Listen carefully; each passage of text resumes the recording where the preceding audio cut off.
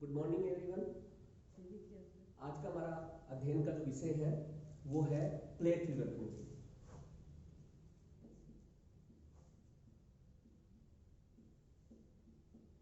Plate विवर्तन।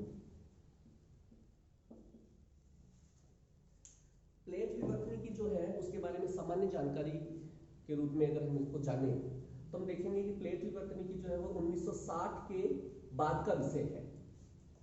1960 से पूर्व जितने भी सिद्धांत, चाहे वो पृथ्वी की उत्पत्ति से संबंधित सिद्धांत रहा हो, चाहे वो पर्वत निर्माण से संबंधित सिद्धांत रहा हो, चाहे वो सागर नितल प्रसरण से संबंधित सिद्धांत रहा हो, हर एक सिद्धांत में चाहे वो किसी भी विद्वान के द्वारा किसी भी के द्वारा दिया हुआ हो, उसमें आपको कंट्रोवर्सी जो है वो देखने को मिलती है। किसी सिद्धांत में क्या कमी रही है, किसी सिद्धांत में क्या पक्ष रहे हैं, इन सभी कमियों एवं पक्ष को मजबूती के साथ प्रस्तुत करने के लिए आज हमारे साथ है प्लेट विवर्तन की अध्याय।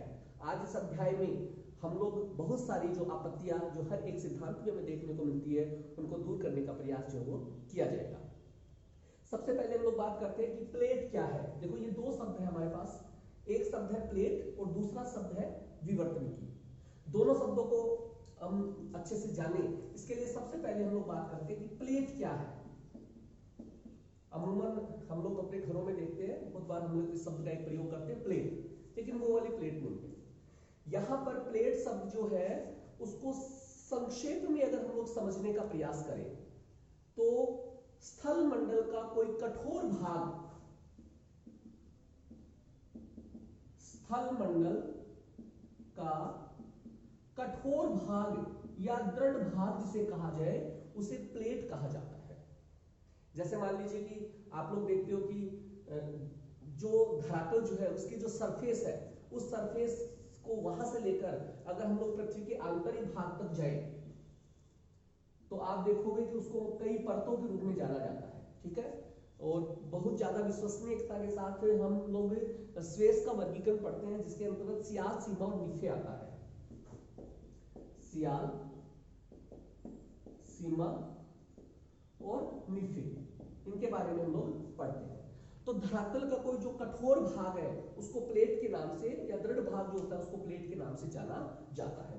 दूसरा आता है विवर्तनिकी। विवर्तनिकी जो है उसको सामान्य शब्दों में अगर हम लोग पढ़ें तो विवर्तनिकी होता है हलचल। इसके अलावा दूसरे शब्दों में कि अगर हमें प्लेट से संबंधित कोई जानकारी प्राप्त करनी है या प्लेट से संबंधित हमें बहुत सारी जो हमारी मतभेद जो है उनको समझने का अगर हम लोग प्रयास करें तो प्लेट विवर्तनिकी हमारी मदद करती है। तो दूसरे शब्दों में हम लोग ये कह सकते हैं कि विवर्तनिकी जो है वो एक ऐसा विज्ञान है जिस विज्ञान के अंतर्गत हम लोग प्लेट से संबंधित जितनी भी जानकारी है वो प्राप्त करते हैं।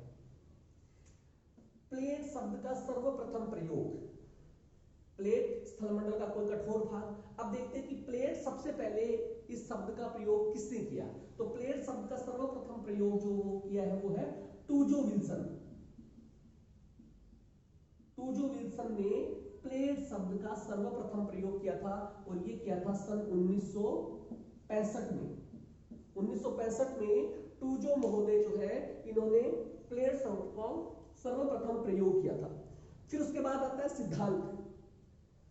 जब प्लेट के सिद्धांत की हम लोग बात करते हैं तो सिद्धांत दिया था मोर्गन ने।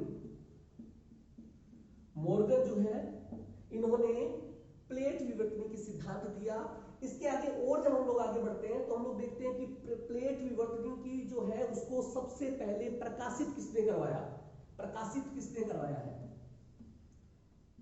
प्रकाशित किसने करवाया है। तो तीन जो प्रमुख जो लोग हैं उन्होंने इसमें महत्वपूर्ण योगदान दिया है और वो कौन कौन है। मैकेंजी, पार्कर और विल्सन। ये तीन प्रमुख विद्वान हैं, इन्होंने सबसे पहले जो है वो प्लेट विवर्तन के सिद्धांत को प्रकाशित करवाया। तो ये सामान्य हम लोगों ने पढ़ा, प्लेट किसे कहा जाता है, जो कठोर भाग होता है उसको प्लेट कहा जाता है और प्लेट से संबंधित संपूर्ण जानकारी जहां पर हम लोग प्राप्त करते हैं उसे प्लेट विवर्तनिकी के नाम से जाना जाता है। इसके सब टॉपिक जो है आगे उसके बारे में हम लोग एक एक करके इनका अध्ययन करते हैं। सबसे पहले आता है प्लेट किनारा। किनारा, या हम लोग कह सकते हैं प्लेट सीमांत, प्लेट सीमांत। देखिए अगर हम लोग मोटे तौर पर देखें तो हमें कुछ ज्यादा अंतर नजर नहीं आता है। कई बार प्लेट किनारा बोल दिया जाता है, कई बार प्लेट सीमांत बोल दिया जाता है, लेकिन इन दोनों में अंतर पाया जाता है। क्या अंतर होता है? जैसे ये कोई प्लेट है, ठीक है, ये प्लेट जो है उसमें सबसे पहले हम लोग पढ़े कि प्लेट सीमांत क्या है। प्लेट सीमांत, प्लेट सीमांत का मतलब होता है प्लेट का अंतिम जो भाग, जहां पर प्लेट अब पूर्णतः उसका विस्तार खत्म होने वाला है, वो उसका सीमांत भाग कहलाता है। जहां पर प्लेट की सीमा का अंत हो जाता है, यानी इस साइड में है तो ये वाला इसका सीमांत भाग है। अगर आप यहां की बात कर रहे हैं तो ये वाला इसका सीमांत भाग होगा, अगर इसकी बात करोगे तो ये वाला इसका सीमांत भाग हो जाएगा, और इसकी बात करोगे तो ये वाला इसका सीमांत भाग हो जाता है। जबकि प्लेट किनारा जो है, प्लेट किनारा, प्लेट किनारा किसे कहेंगे कि एक प्लेट प्रवाहित होकर यानी गतिशील होकर कहां तक जा सकती है। अगर मान लीजिए कि राइट साइड में जा रही है तो ये प्लेट यहां से ए से लेकर अगर ये यहां से बढ़कर यहां जाकर ये यहां तक चली गई, ए डैश तक चली गई है, तो यहां से लेकर यहां तक का जो इसका भाग होता है उसको प्लेट किनारे के नाम से जाना जाता है। मतलब एक प्लेट कहां तक गतिशील हो सकती है वो उसका प्लेट किनारा कहा जाता है।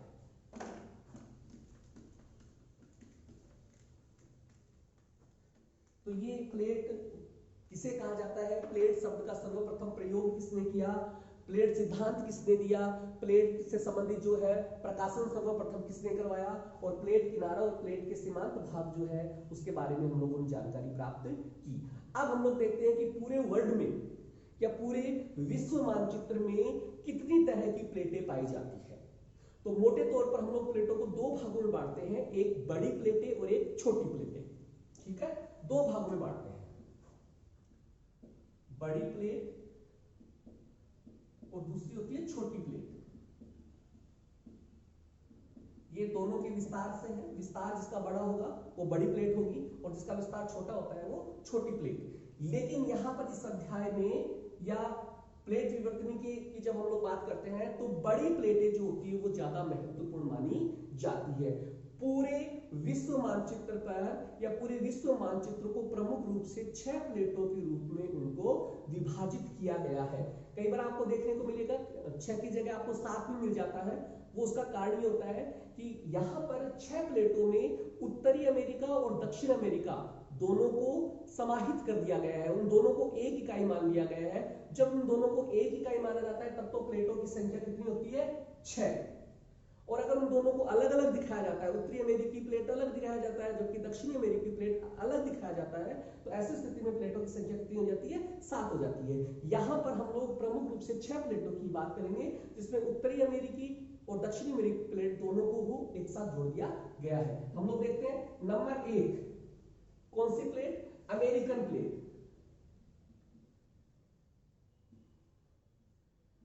American plate. Number 2 Pacific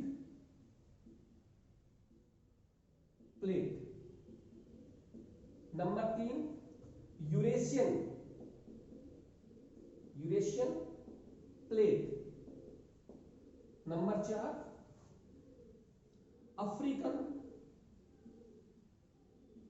plate. Number 5 Indo Australian plate. और छठे नंबर पे है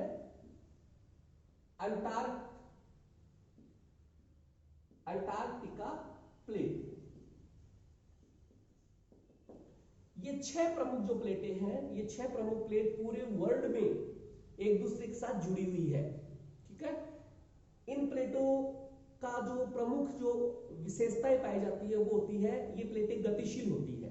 अब गतिशील होने का मतलब ये नहीं है कि ये एकदम पूरी तरीके से प्रवाहित होती रहती है, बल्कि इन प्लेटों के नीचे पाए जाने वाला पृथ्वी की आंतरिक संरचना कैसी है उसके अकॉर्डिंग ये क्या होती है, गतिशील होती है। और इस गतिशील होने का कारण ये होता है कि प्लेटों के नीचे जो होते हैं वो रेडियो एक्टिव पदार्थ पाए जाते हैं। रेडियो एक्टिव पदार्थ जैसे यूरेनियम, थोरियम, पोटेशियम, ये जो होते हैं ये रेडियो सक्रिय पदार्थ होते हैं, जिनकी वजह से प्लेटें जो होती है वो गतिशील करती है। जब प्लेटें गतिशील होती है तो फिर उसमें अलग अलग तरह की जो व्यवहार जो है वो हमें देखने को मिलते हैं, उसके बारे में भी हम लोग चर्चा करेंगे। सबसे पहले हम लोग बात करते हैं पूरे विश्व मानचित्र पर पाए जाने वाली ये जो 6 प्लेटें हैं, उन प्लेटों की अलग अलग विशेषताएं पाई जाती है। मोटे तौर पे हम लोग 2 तरह से उनकी विशेषताओं को समाहित करते हैं। एक तो ये होता है कि जैसे अमेरिकन प्लेट है, तो ये एक ऐसी प्लेट है जिस प्लेट में जल राशि जो है उसकी विशेषता भी पाई जाती है और स्थल मंडल है उसकी विशेषता भी पाई जाती है। दोनों की विशेषता, जल की विशेषता भी और साथ में स्थल मंडल, दोनों के गुण पाए जाते हैं। तो ऐसी ये जो 6 प्लेटें हैं, इनमें ऐसी 4 प्लेटें हैं जिनमें दोनों गुण पाए जाते हैं। देखिए अमेरिकन प्लेट है, इसमें दोनों गुण पाए जाते हैं। आपके यूरेशियन प्लेट जो है उनमें ये यूरेशियन प्लेट में ये गुण पाए जाते हैं। बिल्कुल, यूरेशियन प्लेट जो है उसमें भी ये गुण पाए जाते हैं। अफ्रीकन प्लेट जो है उसमें भी ये गुण पाए जाते हैं। इंडो ऑस्ट्रेलियन प्लेट जो है इसमें भी ये गुण पाए जाते हैं, दोनों के गुण। अब उसके बाद हमारी प्लेटें बचती है 2। एक तो बचती है पैसिफिक प्लेट और दूसरी बचती है अंटार्कटिका प्लेट। इन दोनों में क्या अंतर है? इन दोनों में एक प्लेट ऐसी होगी जिसमें पूरी तरीके से जल राशि का गुण होगा और वो प्लेट होती है पैसिफिक प्लेट। जलीय गुण, मोस्टली जलीय गुण होता है, मतलब ऐसे मान लेते हैं कि 90% से ऊपर जो है उसमें जल राशि जो है उसकी विशेषताएं पाई जाती है। अंतिम जो प्लेट है वो है अंटार्कटिका प्लेट, जो पूर्णतः स्थलीय प्लेट है। यानी ये कह सकते हैं कि 90% से ऊपर वाला जो भाग है उसका स्थल वाला भाग है। तो ये होता है अंटार्कटिका प्लेट, जिसमें स्थल मंडल जो है उसका विस्तार ज्यादा पाया जाता है। तो ये प्रमुख रूप से 6 प्लेटें जो है पूरे विश्व मानचित्र पर अपना प्रभाव जो है वो रखता है और इनके हलचल के परिणाम स्वरूप जो है उत्तराखंड पर विभिन्न प्रकार की गतिविधियां जो है वो भी संचालित होती है और उन गतिविधियों के संचालन से किस तरीके से स्थल मंडल में परिवर्तन होता है उसकी भी हम लोग यहाँ पे बात करने वाले हैं। छोटी प्लेटों में प्रमुख प्लेटों की संख्या जो है वो 20 यहाँ पर है मोटे तौर पर। उसमें प्रमुख रूप से 4-5 प्लेटें जो है वो काफी महत्वपूर्ण है, उसकी हम लोग यहाँ पे बात करें।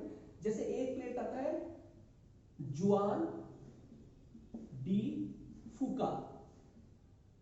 ये प्लेट पाई जाती है उत्तरी अमेरिका जो महाद्वीप है उसका जो पश्चिम वाला जो भाग है, उत्तरी अमेरिका महाद्वीप के पश्चिम और दक्षिण अमेरिका महाद्वीप के पश्चिम में 3 तरह की प्लेटें पाई जाती है। छोटी प्लेटें जुआन डी फूका, एक वहीं पे है उसके नीचे साउथ में काकोस प्लेट, और एक है इसी के नीचे दक्षिण में नजका प्लेट।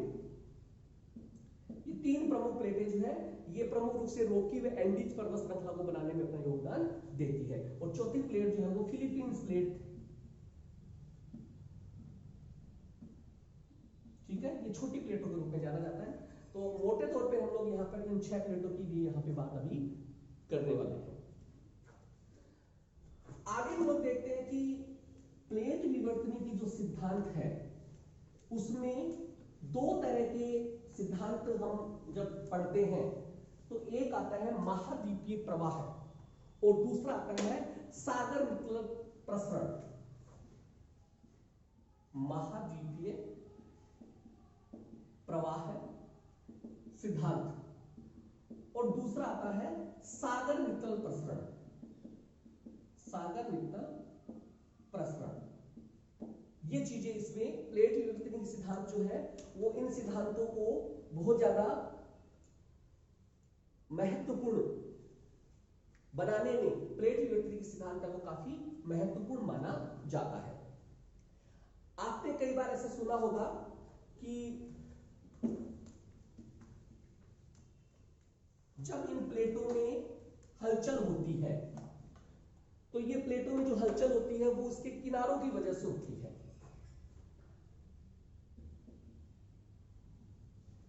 प्लेट के किनारे जो होते हैं वो काफी महत्वपूर्ण माने जाते हैं।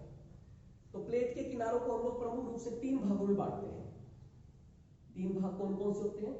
एक भाग होता है प्लेट का अपसारी, अपसारी प्लेट जिसको बोला जाता है। दूसरा है अभिसारी, अभिसारी प्लेट किनारा। और तीसरा होता है संरक्षी प्लेट किनारा। ये 3 किनारे जो है वो महत्वपूर्ण होते हैं और इन्हीं किनारों के आधार पर पूरा प्लेट विवर्तन की सिद्धांत जो है वो निर्भर करता है। एक एक करके हम लोग इनके बारे में बात करते हैं। सबसे पहले हम लोग बात करते हैं कि अपसारी का क्या मतलब होता है। अपसारी का मतलब ये होता है कि अभी हम लोगों ने देखा कि पूरे विश्व मानचित्र पर प्रमुख रूप से 6 प्लेटें जो पाई जाती है वो सारी प्लेटें एक दूसरे के साथ जुड़ी हुई है। ठीक है, जैसे मान लीजिए कि एक प्लेट ये है और एक इसके पास दूसरी प्लेट है। ठीक है, ये ए है और ये बी है, ये 2 प्लेटें हैं। ये 2 प्लेटें कोई भी हो सकती है। अपसारी प्लेट का मतलब होता है कि जब 2 प्लेटें एक दूसरे से दूर जाती है, तो देखो ये पहले वाली पोजीशन और ये दूसरे वाली पोजीशन। दूसरे वाली पोजीशन में क्या होगा, प्लेटें एक दूसरे से दूर चली जाएगी। ये प्लेट इस साइड में जा रही है, ये प्लेट इस साइड में जा रही है। अब क्या होगा, जब दोनों प्लेटें एक दूसरे से दूर जाती है तो पृथ्वी के आंतरिक भाग में एस्थोनिस्फीयर वाला जो भाग होता है, दुर्बलता मंडल वाला जो भाग होता है, उस दुर्बलता मंडल वाले भाग में चट्टानें जो होती है वो पिघली हुई अवस्था में पाई जाती है, प्लास्टिक की अवस्था में पाई जाती है, गली हुई अवस्था में पाई जाती है। ऐसी स्थिति में क्या होता है, जैसे ही चट्टानों के बीच में जगह हो जाती है, वो चट्टानें जब एक दूसरे से दूर जाती है तो बीच में क्रेक पड़ जाते हैं और उस जगह की भरपाई करने के लिए नीचे से क्या होता है, मेग्मा जो होता है वो बाहर की ओर आता है और इतने वाले भाग पर जमा हो जाता है। तो आपने देखा प्लेटें जब एक दूसरे से दूर गई, इतना जगह यहाँ पे हुई, इस जगह की भरपाई करने के लिए दुर्बलता मंडल जो है, सीमा वाला जो भाग होता है, वहां से मेग्मा जो होता है वो यहाँ आता है और यहाँ जमा होकर लावा के रूप में वो जमा हो जाता है और एक नए तरह के धरातल का निर्माण करता है। चूंकि यहाँ पर इतना एक नया भाग बना है, इसलिए इसे रचनात्मक प्लेट किनारा भी कहा जाता है। रचनात्मक किनारा, प्लेट किनारा भी कहा जाता है। देखिए इतनी रचना हुई। अब हमारे दिमाग में एक बात आती है कि अगर इस तरीके से ये घटना घटती है तो फिर पृथ्वी के क्षेत्रफल में क्या हो जानी चाहिए, वृद्धि हो जानी चाहिए, जबकि ऐसा होता नहीं है। होता नहीं है। पृथ्वी का क्षेत्रफल हम लोग पहले भी पढ़ते थे, लगभग 51 करोड़ वर्ग किलोमीटर। 51 करोड़ वर्ग किलोमीटर, ये हम लोग पहले भी पढ़ते थे, आज भी हम लोग पढ़ रहे हैं। तो इसका मतलब नया धरातल तो बना है, लेकिन पृथ्वी के क्षेत्र में किसी भी तरह की कोई वृद्धि जो है वो नहीं हुई है। तो कैसे नहीं हुई है? देखा, हम लोगों ने देखा कि जब 2 प्लेटें एक दूसरे से दूर जा रही है तो किसी न किसी के वो पास भी जाती है। जैसे मान लीजिए ये लेक्चर स्टैंड यहाँ पे है, इस लेक्चर स्टैंड से मैं आगे की ओर बढ़ रहा हूँ, तो मैं लेक्चर स्टैंड से तो दूर जा रहा हूँ, लेकिन इस दीवार के मैं क्या आ रहा हूँ, पास में आ रहा हूँ। तो ये दूरी जरूर बढ़ी है, लेकिन मैं किसी दीवार के पास में भी चला गया हूँ। तो दूसरा जो कॉन्सेप्ट होगा अपना अभिसारी, उस अभिसारी कॉन्सेप्ट से ये क्लियर हो जाएगा कि पृथ्वी के क्षेत्रफल में किसी भी तरह का कोई परिवर्तन नहीं होता है। अब हम लोग देखते हैं, एक किनारा हम लोगों ने पढ़ा जिसे अपसारी प्लेट किनारा भी कहा जाता है। उसमें होता क्या है, 2 चट्टानें या 2 प्लेटें एक दूसरे से दूर जाती है तो उनके बीच में रिक्स्थान हो जाता है। रिक्स्थान होता है तो नीचे का जो मेग्मा होता है वो लावा के रूप में उस धरातल के ऊपर प्रकट हो जाता है और एक नए तरह के धरातल का निर्माण हो जाता है, जिसे रचनात्मक किनारा के नाम से जाना जाता है। आगे हम लोग पढ़ते हैं दूसरे वाला अभिसारी। अभिसारी का मतलब होता है इसके अपोजिट हो जाएगा। इसमें क्या होगा, ये वाली प्लेटें जब एक दूसरे के पास पास में है, अब क्या होगा, ये और पास आएगी, ये ए है और ये बी है, ये आमने सामने आती है, एक दूसरे के आमने सामने आती है। तो उसमें होता क्या है कि ये प्लेट जो है उसका घनत्व अलग होता है, इसका घनत्व अलग होता है। देखो वो हम लोगों ने अभी पढ़ा था, 6 जो प्रमुख प्लेटें थी उनमें हम लोगों ने देखा कि जलीय वाले भाग की विशेषता भी होती है, उसमें स्थल वाले भाग की विशेषता भी होती है। कुछ प्लेट ऐसे हैं जिसमें पूर्णतः जलीय वाला भाग होता है, कुछ प्लेटें ऐसी होती है जिसमें पूर्णतः स्थलीय वाला भाग होता है। तो ये देखा जाता है कि किसमें जलीय वाला भाग ज्यादा है और किसमें स्थल वाला भाग ज्यादा है। अब हम लोग एक चीज को और यहाँ पे क्लियर कर लेते हैं। जलीय वाला जो भाग होता है उस प्लेट का घनत्व ज्यादा होता है, और जो स्थल मंडल वाला भाग होता है उसका घनत्व उसकी तुलना में क्या होता है, कम होता है। जैसे हम लोगों ने शेष का जब वर्गीकरण हम लोग पढ़ते हैं तो हम लोग देखते हैं कि सियाल जो होता है वो बिना किसी बाधा के सीमा के ऊपर तैर रहा होता है। इसका मतलब सियाल का घनत्व क्या होता है, कम होता है, और सीमा का घनत्व क्या होता है, ज्यादा होता है। तो एक चीज अपने दिमाग में ये चीज बैठ जानी चाहिए कि जलीय वाला जो भाग जिस प्लेट में ज्यादा अंश पाया जाएगा उसका घनत्व ज्यादा होता है, और स्थल मंडल वाला भाग अगर किसी में ज्यादा होगा तो उसका घनत्व उसकी तुलना में क्या होता है, कम होता है। अब हम लोग देखते हैं, देखिए अभिसारी प्लेट किनारे में क्या होता है, दो प्लेटें एक दूसरे के आमने सामने आती है, आमने सामने आती है तो टकराती है। टकराने से क्या होगा, जिसका घनत्व ज्यादा होता है वो, जिसका घनत्व कम होता है उसके वो नीचे चली जाती है। जैसे मान लीजिए कि मैंने यहाँ पे ये देखा कि ये ए नंबर की जो प्लेट है इसका घनत्व क्या है, ज्यादा है, और इसका घनत्व क्या है, कम है। अब क्या होगा, ए वाली जो प्लेट होती है जिसका घनत्व ज्यादा होता है वो बी वाली प्लेट के नीचे चली जाती है। ये ए और ये बी, ये देखो आपस में टकराई, टकराने से कारण क्या होगा, ए वाली प्लेट जो है जिसका घनत्व क्योंकि ज्यादा है, ज्यादा होने की वजह से बी प्लेट के नीचे उसकी क्या हो जाती है, क्षेपित हो जाती है। क्षेपित होने पर ए प्लेट का वाला भाग जो होता है वो कहां चला जाता है, पृथ्वी के आंतरिक भाग में चला जाता है, एस्थोनिस्फीयर मंडल में चला जाता है, दुर्बलता मंडल में चला जाता है, और वहां पर रेडियो सक्रिय पदार्थ की अधिकता होने की वजह से टेम्परेचर क्या होता है, ज्यादा होता है। हम लोगों ने पढ़ा है पृथ्वी के आंतरिक भाग में जब जाते हैं तो 32 मीटर की गहराई पर 1 डिग्री सेल्सियस तापमान क्या होता है, बढ़ जाता है। तो तापमान बढ़ता है, तापमान बढ़ने से ए प्लेट जो है वो क्या होती है, पिघल जाती है, और पिघलने के कारण मैग्मा चैम्बर का निर्माण हो जाता है, और यही मैग्मा फिर यहां से निकलकर बाहर धरातल की ओर प्रकट होता है। तो आप लोगों ने देखा कि ये इतना भाग पिघल जाता है, पिघल गया तो इतनी चट्टान क्या हो गई, कम हो गई, या इतनी प्लेट का किनारा क्या हो गया, कम हो गया। तो हम लोगों ने देखा कि पृथ्वी के क्षेत्रफल में किसी तरह का कोई परिवर्तन नहीं आया। क्यों नहीं आया, क्योंकि पहले वाली अपसारी प्लेट किनारे में इतना भाग जो बढ़ा था ये दूसरे अभिसारी प्लेट किनारे वाले भाग में क्या हो गया, कम हो गया। इसलिए पृथ्वी के क्षेत्रफल में किसी भी तरह की कोई परिवर्तन या कमी या अधिकता हमें देखने को नहीं मिलती है। चूंकि यहां पर प्लेट का विनाश हुआ है इसलिए इसे विनाशात्मक किनारा कहा जाता है, विनाशी किनारा कहा जाता है। यह प्लेट का एक दूसरा नाम है अभिसारी प्लेटें, जिसमें प्लेटें एक दूसरे के आमने सामने आती है, टकराती है। अधिक घनत्व वाली प्लेट जो होती है वो नीचे चली जाती है, और वहां नीचे जाने के बाद वो पृथ्वी के आंतरिक भाग में टेम्परेचर की अधिकता के कारण पिघल जाती है, और पिघलने के परिणाम स्वरूप जो है वो उस प्लेट के किनारे का विनाश हो जाता है, इसलिए इसे विनाशी किनारे के नाम से जाना जाता है। अगला किनारा हम लोग पढ़ते हैं। अगला किनारा जो है वो है आपका संरक्षी किनारा। देखिए संरक्षी किनारे में क्या होता है, प्लेटें तो होती है दो, लेकिन ये प्लेटें न तो एक दूसरे से दूर जाती है, न ही एक दूसरे के आमने सामने आती है, बल्कि एक दूसरे के अगल बगल से खिसक जाती है। ये प्लेट ऊपर जा रही है, ये प्लेट नीचे जा रही है, तो न तो एक दूसरे से टकराती है, न ही एक दूसरे से दूर जाती है, बल्कि एक दूसरे के अगल बगल से खिसक जाती है। ऐसी स्थिति में यह हो सकता है कि ज्वालामुखी क्रिया तो नहीं हो, ज्वालामुखी क्रिया तो बड़े स्तर पर नहीं हो, लेकिन इस तरीके से जो ये फिसलन होती है, इस फिसलन की वजह से भूकंप वाली स्थिति का अनुभव जरूर किया जाता है। ठीक है, और वैसे तो भूकंप वाली स्थिति में आप अपसारी वाला जो भाग है इस पार्ट में भी भूकंप की स्थिति का अनुभव किया जाता है, अभिसारी वाले में भी किया जाता है, और संरक्षी वाले में भी किया जाता है। लेकिन इस पोजीशन पे संरक्षित किनारा इसलिए बोला जाता है कि न तो किसी धरातल की यहाँ पे रचना होती है, न ही किसी धरातल का यहाँ पे विनाश होता है, बल्कि प्लेटें जो होती है वो एक दूसरे के अगल बगल से खिसक जाती है, इसलिए वो एक दूसरे को संरक्षी प्लेट किनारे के नाम से इनको जाना जाता है।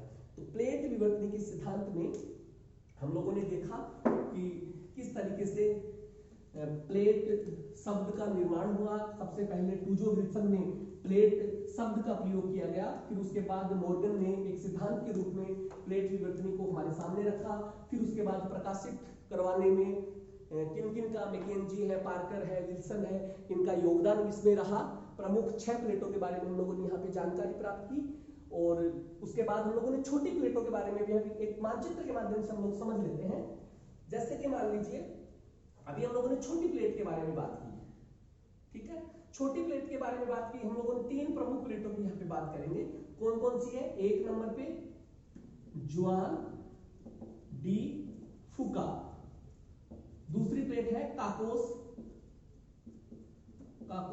और तीसरी है नजका। अब आप देखिए विश्व मानचित्र को जब आप देखते हो, ये आपकी उत्तरी अमेरिका महाद्वीप और ये है आपका दक्षिण अमेरिका महाद्वीप। अब आप देखोगे इस साइड में आपके क्या है? प्रशांत महासागर, इस साइड आपके है अटलांटिक महासागर। अब आप देखोगे कि उत्तरी अमेरिका महाद्वीप के पश्चिम वाले भाग में जुआन डी फुका प्लेट है, जुआन डी फुका। यहां पर उत्तरी अमेरिका और दक्षिण अमेरिका महाद्वीप जहां पर मिलते हैं वहां पर एक काकोस प्लेट है, और यहां पर दक्षिणी अमेरिका महाद्वीप के पश्चिम वाले भाग में नजका प्लेट है। अब क्या होता है, आपने देखा होगा कि पश्चिम वाले भाग में एक पर्वत श्रृंखला है जिसको बोला जाता है रॉकी पर्वत श्रृंखला। कौन सी पर्वत श्रृंखला है? रॉकी पर्वत श्रृंखला। और यहां पर दक्षिणी अमेरिका जो महाद्वीप है इसके पश्चिम वाले भाग में एक पर्वत श्रृंखला है जिसका नाम है एंडीज पर्वत श्रृंखला। तो ये रॉकी पर्वत श्रृंखला और एंडीज पर्वत श्रृंखला जो है, इनका जो निर्माण हुआ है, इनका निर्माण जो है वो प्रमुख रूप से इन्हीं छोटी प्लेटों और बड़ी प्लेटों के संयोग से हुआ है। कैसे हुआ है? देखिए जुआन डी फुका जो प्लेट है, इस प्लेट की जो प्रवाह की जो दिशा है वो ये है, ये वाली। और उत्तरी अमेरिकन जो प्लेट है इसकी दिशा है उत्तर पश्चिमी। अब क्या होगा, उत्तरी अमेरिकन प्लेट जिसमें दोनों ही तरह के गुण पाए जाते हैं, जल वाला गुण भी पाया जाता है और स्थल मंडल वाला भी पाया जाता है। लेकिन इस साइड में जो ये आपके प्रशांत महासागर आप देख रहे हो, इसमें पाए जाने वाली जुआन डी फुका प्लेट जो है उसमें ज्यादातर अंश किसका है? जलीय महाद्वीप का है, जलीय महासागर के रूप में जलीय राशि का इसमें भाग पाया जाता है। ऐसी स्थिति में जुआन डी फुका प्लेट जो है वो उत्तरी अमेरिकी प्लेट की तुलना में ज्यादा डेंसिटी रखती है, और ज्यादा डेंसिटी रखती है तो ऐसी स्थिति में ये प्लेटें जब आपस में एक दूसरे से टकराती है तो जुआन डी फुका प्लेट जो होता है वो उत्तरी अमेरिकी प्लेट के नीचे क्या हो जाती है? क्षेपित हो जाती है। और क्षेपित होने की वजह से यहाँ पर रॉकी पर्वत श्रृंखला जो वलित पर्वत श्रृंखला है उसका निर्माण यहाँ पर हो जाता है। ठीक वैसी स्थिति जो है वो यहाँ पर हमें उत्तरी दक्षिणी अमेरिकी प्लेट जो है वहां पर भी देखने को मिलती है। यहाँ पर नजका प्लेट जो है जिसका घनत्व ज्यादा है, जबकि दक्षिण अमेरिकन प्लेट जो है उसका घनत्व नजका की तुलना में क्या है? कम है। ऐसी स्थिति में दोनों प्लेटें जो होती है वो एक दूसरे से अभिसारित होती है, जिसकी वजह से आपस में एक दूसरे से टकराती है। टकराने का परिणाम ये होता है कि नजका प्लेट जो होती है जिसका घनत्व जो होता है वो ज्यादा होता है, ऐसी तुलना में वो दक्षिणी अमेरिकी महाद्वीप प्लेट जो है उसके नीचे क्षेपित हो जाती है, और ऐसी स्थिति में यहाँ पर एंडीज पर्वत श्रृंखला जो है उसका निर्माण हो जाता है। तो ये प्लेटें जो होती है ये महाद्वीपीय प्रवाह के रूप में और सागर नितल प्रसरण के रूप में उनको सिद्धांतों को बहुत ज्यादा विश्वसनीयता दिलाने में प्लेट विवर्ती सिद्धांत जो है वो हमारे यहाँ पर बहुत ज्यादा कारगर रहा है। 1960 के बाद में जब ये सिद्धांत आता है तो बहुत सारे सिद्धांतों में पाए जाने वाली जो कमियां होती है उन कमियों को दूर करने का प्रयास वो किया जाता है। आज के लिए धन्यवाद।